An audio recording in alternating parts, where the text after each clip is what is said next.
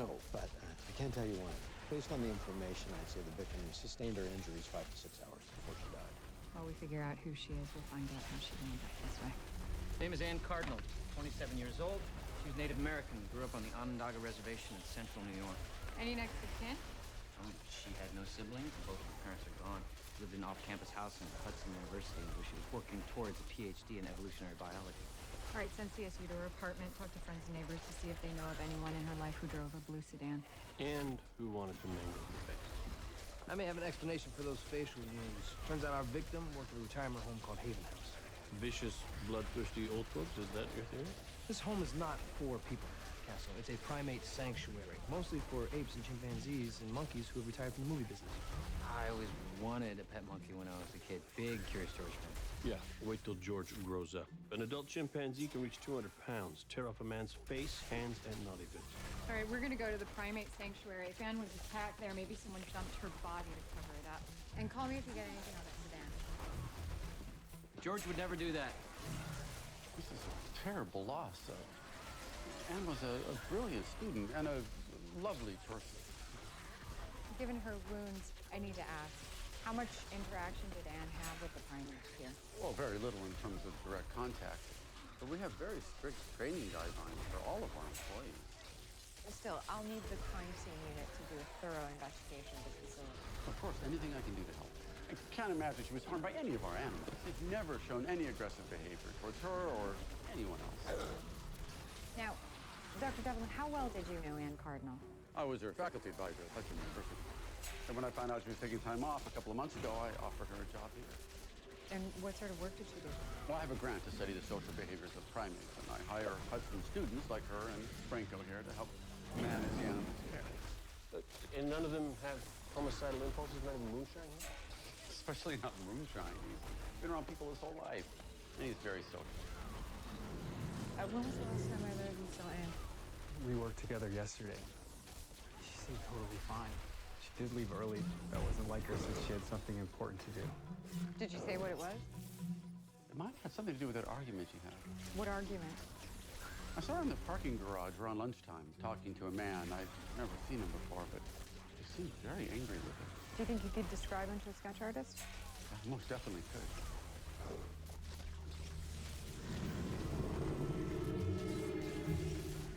I know who the killer is. See how the girl looked?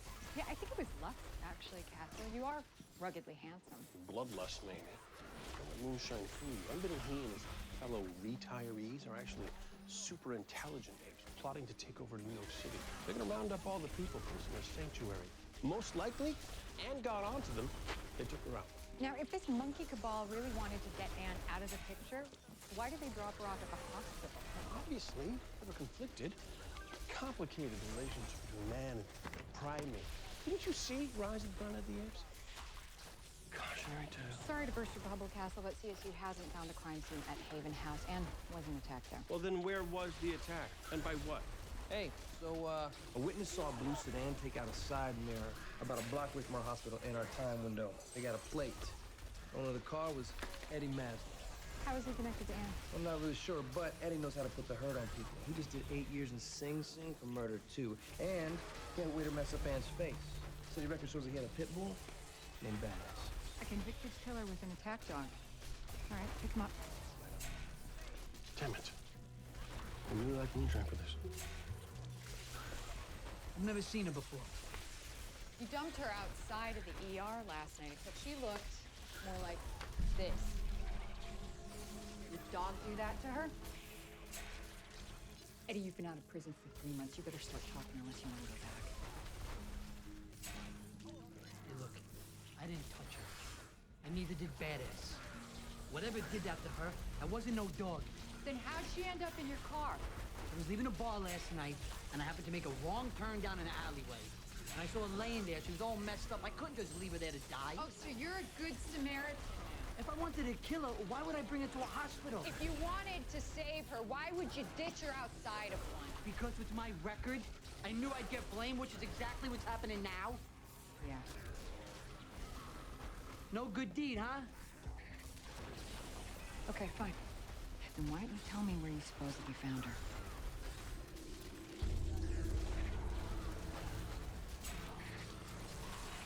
blood. Maybe Eddie was telling the truth. Beckett? You need to see this.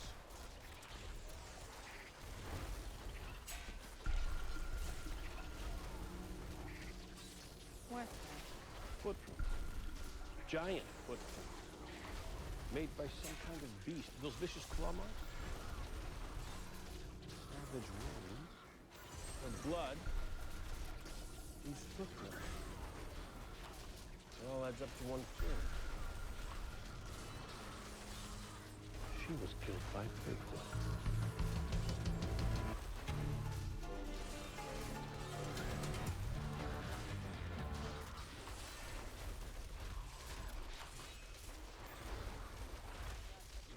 Seriously, Beckett? Do you have any idea what this means?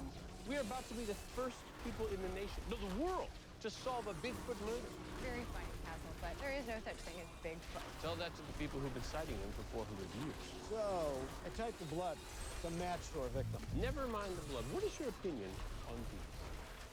Well, professionally, I can't speculate what those are, Mr. Castle, but personally, I can say that anyone who believes in Bigfoot is an ass. Well, that is a common assertion amongst the uninformed.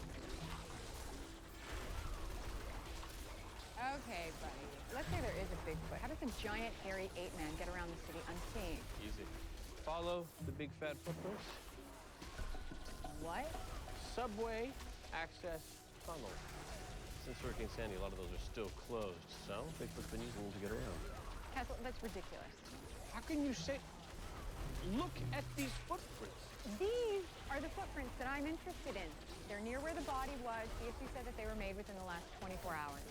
Could be Eddie Matthews. At size 13, the guy's too short to have feet this big. Now, these boot prints are our best lead. These prints, not the tracks from the giant clown feet. Yeah, go to a crime scene and ignore the evidence. You're saying someone framed Bigfoot? All I'm saying, Castle, is that someone, a human being, left the Bigfoot prints in that alley. Yeah, and stage the crime scene to make it look as though Bigfoot was the killer. Why go through the trouble of blaming Bigfoot, a creature a select few of us even believe exists, never mind to be a murder scene? Speaking of suspects, Anne's boss came through with a sketch of the guy she argued with the day she died. Take a look, Castle. A person of interest. Emphasis on the word person. Talk to Anne's friends and family and see if anyone recognizes him. I wouldn't rule out Bigfoot just yet.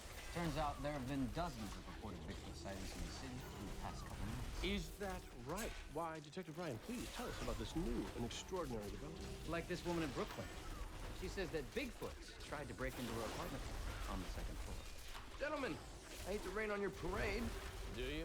No. But here's the reason that Bigfoot reports have spiked. 2 months ago, TV show Mission Monster put out $1 million reward for the capture and/or proof that Bigfoot exists. See, Castle, all of this evidence that you claim proves Bigfoot's existence is actually people angling for money.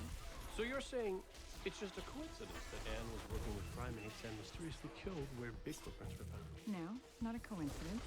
Just a hoax. If it's such a hoax, then tell me why I found this. I dug into her phone records. Turns out the last phone call she ever made was to Daryl Meeks. The Daryl Meeks? Who's Daryl Meeks? Who's Daryl Meeks? Just a world-renowned cryptozoologist. That's a scientist who searches for as-yet undiscovered creatures. Such as unicorns and centaurs. Banshees and leprechauns? Dr. Meeks also happens to be the foremost authority on Bigfoot. And lo and behold, she called him on the very day she died. Still think Bigfoot has nothing to do with this?